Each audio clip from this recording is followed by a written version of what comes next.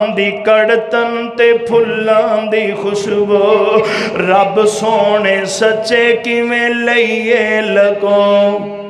हरी मिर्च वेंदे हो ना, ओनू जनाब हाथ च फड़ी फिरो, जेब च पाई फिरो, कुछ महसूस होएगा नहीं। जिन्नी देर तक उन्होंने जबान दे नाल चखोगे नहीं, वो कड़तन महसूस हो सकती नहीं। फुल उत्थे पिया, तुहानू कोई पता नहीं, नक दे करीब करोगे उहदी खुशबू आएगी। ये सारा कुछ करने वाला कौन है? वो दसो यारो, ये कौन है? ये अल्लाह है सब कुछ करने वाला। ओए मिर्चां दी कड़तन ते फुल्लां दी खुशबू रब सोने सच्चे किवें लईए लगो।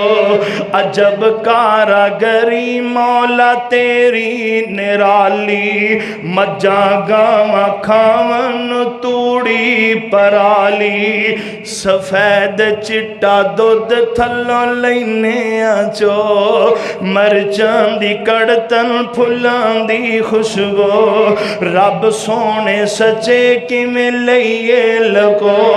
जिवें जिवें खाइए ते आउंदा ए जलवा, लाओ केले दा छिल्लड़ खाओ ताज़ा हलवा।